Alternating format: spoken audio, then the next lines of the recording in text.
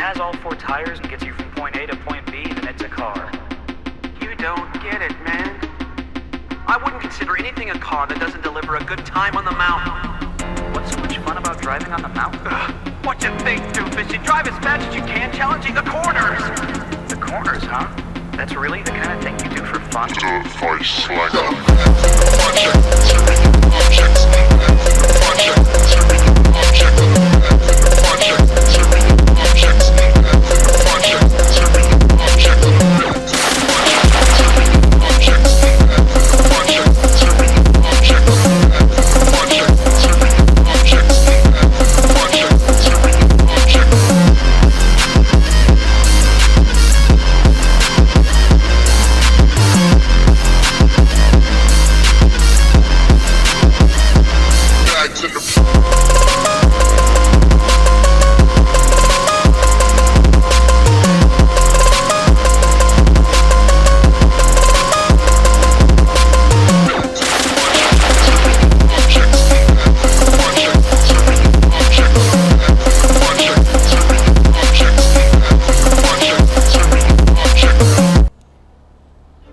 (1972) Vulcar Warner. Probably one of the best sedans in the game, and I think a lot of folks sleep on this car. Maybe because it's an old car, or maybe because people don't scroll down far enough when they scroll through the Southern San Andreas Super Autos website to realize it even exists. I remember this car fondly, as it was one of the first cars I ever bought in GTA, and I still managed to have it in my garage, even to this very day. The legendary Swedish 4-door sedan. All the boxy design of a 1980s Vulcar with none of the reliability for lovers of tight jeans, microbreweries, and 70s cop shows. That doesn't sound anything like of what this car is, but whatever. 1972 Vulcar Warner. This is the OG 70s Japanese classic. Don't let the Swedish brand fool you. We all know what this car is. Before the 190Z or the Silvestra, we had this. A quaint-looking 4-door sedan. But why all the hype, Snazzy? Well, by God, I'll tell you why. Despite the hype I'm giving this car has no prior history besides GTA 5, of course. It was released as part of the I'm Not a Hipster update, and is based primarily on the legendary Nissan Skyline GTR KGC10. Oh, and also the Datsun 510 and some other cars including a Volvo 144 and Saab 99. So I suppose the Swedish 4-door sedan thing isn't that far off. The Nissan Skyline has been around for, well, quite a long time actually, and not all of them are performance models. In fact, most versions of the Skyline are, well, as treated as equally as a basic Civic or Corolla. But the GTR, or even the GTS, that's a different story. Per 1969, the PGC-10 Skyline was a stripped-down version of the standard model, which would save as much weight as possible for racing.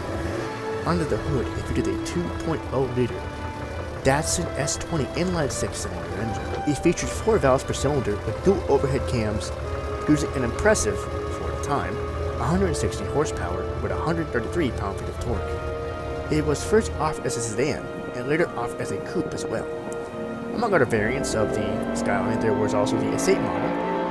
Engine options range from a 1.5 to a 1.8-liter inline-4, or if you wanted inline-6, you could have got a 2.0-liter L20 inline-6 and a 2.4 L24 model, which was featured on the 2400 GT Skyline.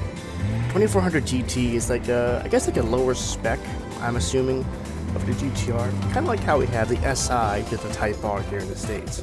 Transmission options were a 3-speed automatic or a 3, 4, or 5-speed manual. I'm assuming you got the best transmission on the GTR and the GT. I'm not really sure, I didn't really look at that actually. The Warner, according to badging and in-game models, features a 2.6-liter inline-6. The 2600 LX badge must be some kind of reference to the 2400 GT on the Skyline. The 0 to 60 time is also very impressive. 6.1 seconds stock to reach 60 and a top speed of 95 miles per hour. Thanks to that inline-6, the Warner has very quick acceleration and decent top speed, but due to the high torque the engine has, it can be prone to spinouts or lack of traction. as you can see here in some of my clips. The car is definitely more suitable to more experienced drivers, but it can be very fun to drive. Otherwise, the car's handling is nimble and very responsive. Also, according to the Brogy1222's 120 Sedans video, this car got 10th place out of 28 cars. Now, that spot will be probably a little bit higher.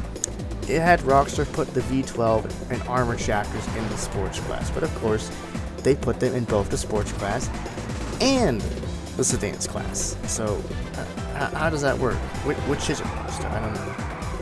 The Warner is decently fast and a great handling car. And for a great price too. Only $120K is all you need to own this classic piece of JDM car history. And if you're a skilled enough driver, you might just beat some of the kids who play this game too in races. Do people still racing online? I haven't put online in like years, so I think people do, but only like sport cheaper cars now, so too bad. Anyway, Vulcar Warner, the Sylvestra of classic GTA Online. Oh yeah, I guess they recently updated the Warner with a Ute version. It's the Warner HKT or HKS, or it's a truck. I'll definitely cover that in a separate video. I honestly forgot to make footage of it, so I'm going to see if it's faster than the Warner. I'm going to assume it is because it's a newer car, because everyone knows newer car means faster. That's just how things go. And you know what else it means? It also means newer car means more money. Because the economy. It's, you know, you think we have inflation in real life? Inflation in GT Online is like Fallout universe inflation, you know what I'm saying? Anyway, that's basically it for this video. I ran out of script to read, apparently. So, I thought I had a lot more to read in this script, but I did not. I'm going to be covering the North Yankton Police Road Cruiser next time because a viewer of mine requested it. So, I don't remember your name, but I'll make sure to mention you in the next video about it. So, stay tuned for that. I was supposed to make a Mombazo video today too, but I had to do a bunch of errands today, which I had to get my phone fixed because I broke my screen.